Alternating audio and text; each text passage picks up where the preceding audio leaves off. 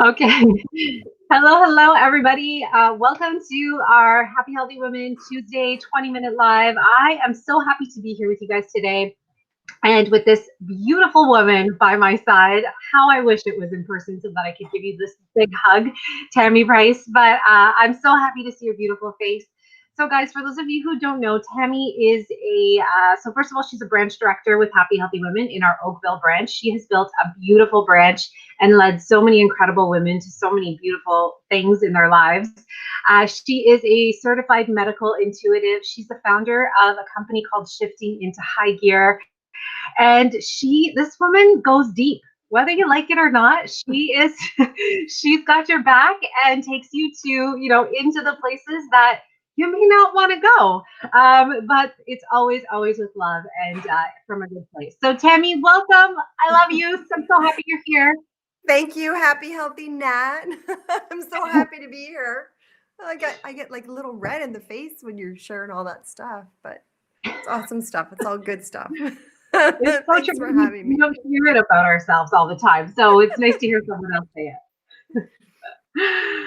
So Tammy, do you want to share a little bit about what it is that you do before we jump into a really good conversation that I know we're going to have? Sure. So as Nat said, I'm a certified medical intuitive, which encompasses so much under that umbrella. And for me, the research has been around uncovering the root cause of disease and dysfunction in the physical body. Although it doesn't have to be disease or dysfunction in the physical body, it can be what motivates us in life. What's our sponsor motivation? What has us taking the actions that we take in life? Because ultimately, that is what leads to disease and dysfunction in the physical body. So that's where my research is around. I'm a cancer survivor, 6 years now, 6 years cancer free next month. And my whole journey was built on the foundation of that. I started school for medical intuition the day that I was diagnosed with cancer in New York City. So yeah, exciting times. Yeah. Yeah. And so with this work comes a lot of um, inner stuff, inner journeys. And so today we're talking about the hero's journey. And we're talking about the precursor to the hero's journey. And so this is fascinating to me. And I would really like to know first off what you mean by the hero's journey. When you say the hero's journey, who are we talking about? Okay, beautiful. I love that you asked that question because so the hero's journey was an archetype that was created or founded by somebody called Joseph Campbell. And there's a great movie that explains it. It's findingjoethemovie.com. And it's like an hour-long documentary, which really delves into what the hero's journey is. But what the hero's journey is on a very low level is if I take the example of the Wizard of Oz. We have Dorothy who's living in Kansas with Toto. She gets uprooted because this tornado comes in. It takes her from her home and deposits her on this yellow brick road, right? And this yellow brick road is really the metaphor for life, right? You're coming up against the Wicked Witch of the East, the Wicked Witch of the West. You're coming up against the fairy godmothers and the Tin Mans and the courageous lions. And the whole time you're on this yellow brick road, you have this knowing inside of you that there's a wizard at the end that's going to be the person that takes you home to yourself, right? That's going to inspire your greatness from within. And so the best part about this whole journey is that Dorothy gets to the end of this yellow brick road, she pulls back the curtain, and there's no wizard there, it's a little old man, right? And the whole idea that she had everything within herself to actually return home to herself. And so that's the hero's journey. If you take that sort of metaphor and put it over anyone's life, you can start to see yourself in that particular journey. And so Joseph Campbell, this brilliant philosopher, he's the one who came up with this idea that we're all operating on this archetype of the hero's journey. Does that make sense? Yes. Okay. And that just opens up so many other questions because we are all doing this like inner work, especially the women in this community, right? Like we are built on personal growth and development and being better today than we were yesterday and moving towards our goals and finding the freedom that we want and et cetera, et cetera, et cetera. So what would you say? I mean, there's a missing link. I'm thinking, right? So what would you say is that missing link for a lot of people? What's missing for a lot of people that just are sort of banging their head against the wall and not finding that truth, not being able to return to home. So, when you look at Joseph Campbell's hero's journey, we can see that in all of us. We all have that in common. We're all on our journey home to ourselves. But what we also have in common, what I've come to realize, what I've come to understand through working with people and doing a lot of research, is that before we even step foot on the yellow brick road, before we even step foot on our hero's journey, there's already the energy of something coursing through our bodies. Okay. And so there are something called the big six. I won't go through all of them. One of the big six that I like to focus on is something called attunement. So attunement is when you're a child, for example, and your energy shifts or your facial expression changes. Is your parent attuned enough, aware enough to get down to your level and say, "Hey, I noticed that your facial expression changed. I noticed that your energy shifted." And so there are six kind of sort of behaviors like this that would be great if we, as children, were brought to us by our parents and bestowed upon us. But that's not what happened, because we weren't taught to attune. We weren't taught to notice the changes in energy in somebody, specifically our children, our animals, the people in our inner circles. And so what's happened is we've taken on this energy of abandonment and rejection. Oh my goodness, I can't speak today. We've taken on this energy of abandonment and rejection, and we're taking that energy onto the yellow brick road with us. And so much like the law of attraction, we end up calling in experiences to meet us at the energy of where we're at, right? And so there are these big six, and I can send them to you, and we can maybe post them, or I can post them below this post. But the majority of them we were not met with, and our parents weren't met with them, and their parents before that weren't met with them, because none of us are being trained to attune to the shifts in energy and the things that are going on in the people that we love's lives. And so we incorporate this energy of abandonment and rejection, and we step our foot onto the yellow brick road, and all of the experiences that we call in are ones that are going to meet us where we're at, right? Right. So we're seeing things from a lens of the abandonment and rejection versus a lens of versus a lens of wholeness, right? wholeness. Yes. Wholeness is so if you look at it this way, abandonment and rejection, at the root of it, and I think abandonment and rejection are the exact same thing. I will tell you that a lot of the people that I speak with, if I say, choose your word, abandonment and rejection, and I'll ask you, Nat, choose your word, abandonment or rejection. Which one feels right? Rejection. Rejection. Okay. So individuals who operate with or have activated a higher level of masculine energy in their physical body often like the word rejection. Individuals who have activated a level of feminine energy in their physical bodies, they'll sort of resonate with the word abandonment more than they will the word with rejection. And so either way, they're the same thing, because at the root of them is I'm not worthy. And so all that monkey mind stuff that goes on telling us that, we're not good enough to do that because somebody else is doing it and they're doing it better, yada, yada, yada. All that stuff comes from the I'm not worthy, which starts with the feeling of abandonment and rejection that resides within us, right? And so if you think back, so many of the choices we make in life are to fuel the abandonment and rejection that lies within us, because it's the only thing that we know. We've been trained in it. And so if we're taking action from that place, we're going to call in experiences that support, fuel, or amplify the energy that resides within us. Got it. And from a medical intuitive place, what kind of effect does that have on our lives, on our health, on our well-being, on our wholeness? So I've been able to pinpoint in the body areas where where abandonment and rejection shows up. And I'll just give you quick examples. When we abandon our truth or we abandon our voice, it shows up as energetic disruption in this area, in the throat chakra, right?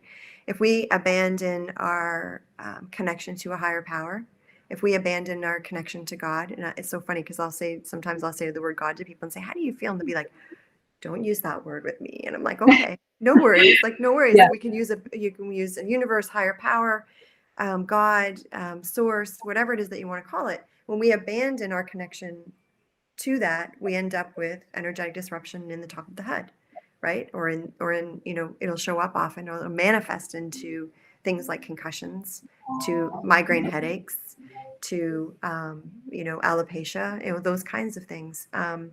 I find that if we abandon or reject our people in our inner circle, our loved ones, specifically our immediate family, energetic disruption shows up in the heart chakra, so in the heart area, the breast, the lungs, and so on and so forth. If we abandon our ability to be flexible, it shows up in our knees, right? Right. If somebody shows up with knee issues and wants to talk to me about that, I'll say, where else is inflexibility showing up in your life, right? One of the first questions I'll ask is, what does your diet look like? Do you have a diet where you eliminate, right? Because elimination diets often create inflexibility. Our bodies are meant to flow. We're meant to experience things in integrity with it. And so, often what will happen is that if they're out of integrity with the state of flow, it'll show up in the knees. If you abandon your ability to step into the things that are going to serve you in life, it'll show up as energetic disruption in the feet. And so there's so many things that where abandonment and rejection shows up in the physical body. And, the interesting thing to me is that the abandonment and rejection is neither truthful nor supportive, because it's something that's been created through the mind-based functioning, right? It's the language of the mind. The mind speaks the language of interpretation. And so when we're spending a whole bunch of time in a place of interpreting things, we're fueling the abandonment and rejection. And so, one of the things I'll say to people is like, work to activate the other parts of you, because you're more than just your mind. Don't use your mind to quiet your mind. Use the awareness of that you are more than just your mind to activate those other parts and be excited about the opportunity to grow, right? Yeah. So much is coming from this. And I'm like, I went out of interview mode and just went into like learning and like thinking about my own life mode. But I love this. And so let's talk about then the journey to wholeness, and what are some steps that people can start to take. So, out of all of that you've said, I'm sure that people are watching and they're thinking, oh my gosh, that's me. Oh, I have that in me. And I know that this now stems from this abandonment or rejection or whatever in my life. So how can we to embark upon the journey to wholeness? Yeah. So, and it can be really simple. Like some people think like, some people really take it, intellectualize it, and then spend years trying to figure it out. And I'm not saying that can't happen. It can certainly happen. But for me, like I like to keep everything really simple. I don't know about you, but like simple just feels right to me. If I'm not having to work so damn hard to get somewhere, then it just feels better. And so, one of the things I talk about is attunement, right? So one of the things we can do is start to train ourselves to attune. And the best way that I've found that we can train ourselves to attune is by using the physical body, right? And so if you imagine that the physical body is like a child, and that child that speaks to you through the language of sensation, the body speaks to us through the language of sensation. When it speaks to us, what's happening is that we're not fully attuning to it. We're not bringing our attention to when our body speaks to us. And so if you have a child who's continually pulling on the edge of your shirt and saying, talk to me, talk to me, talk to me, and you're like, no, not right now, I'm cooking dinner, I'm doing this, or I'm doing that, that child is eventually going to go into the corner of the room and sulk, right? Yeah. And so for me, attunement is part of bringing back the practice of wholeness into being. And so I'm continually working to invite that child back into the center of the room where it feels seen and heard.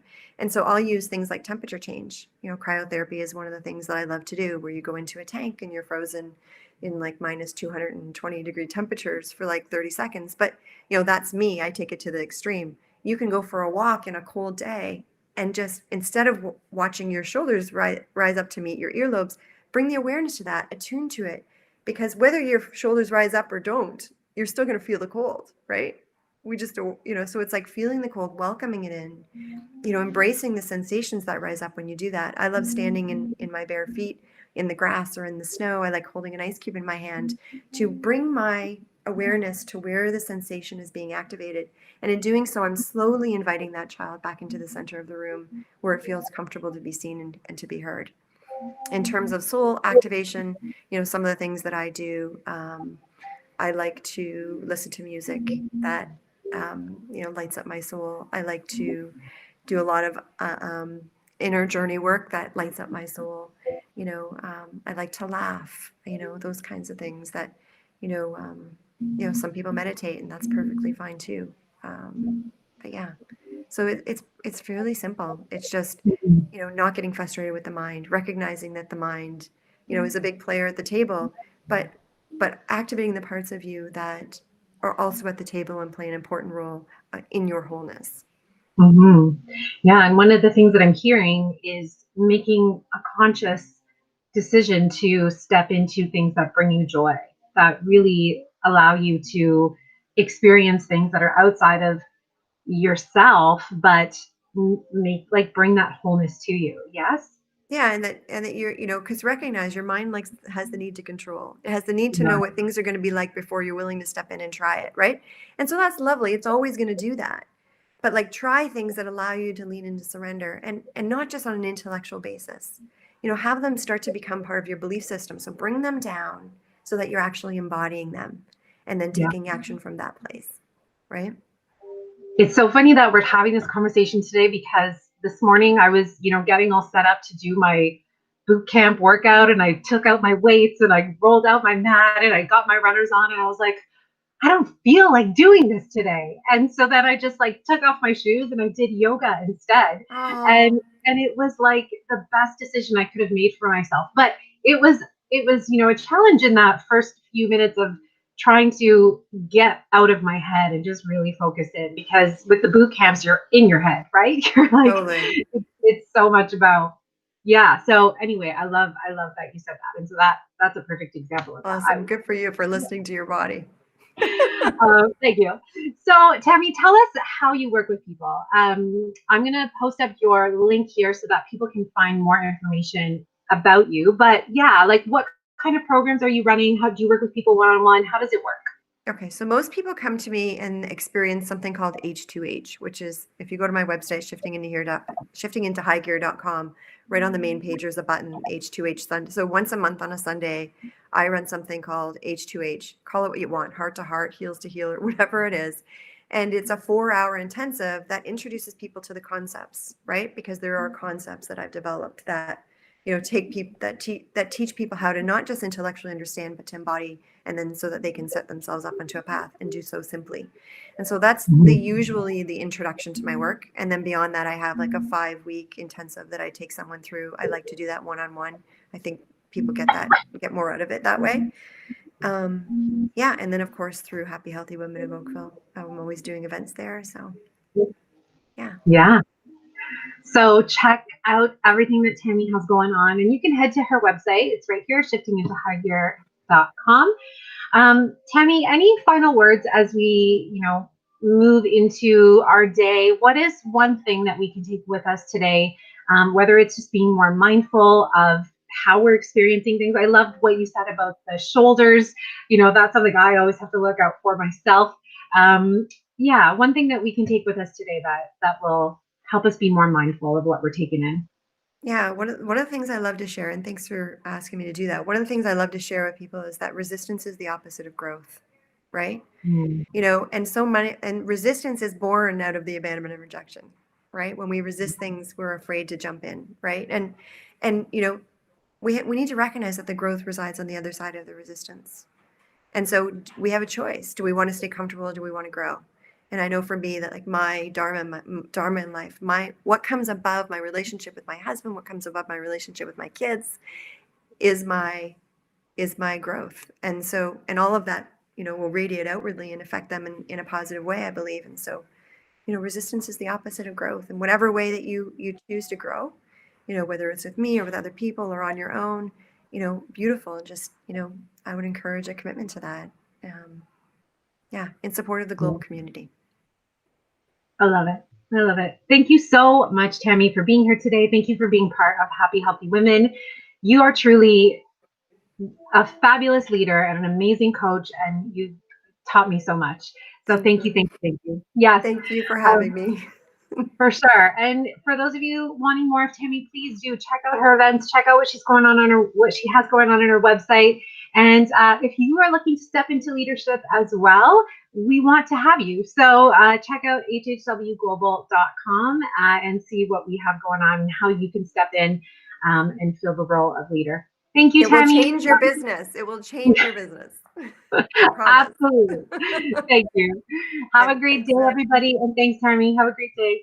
Bye, guys. Bye.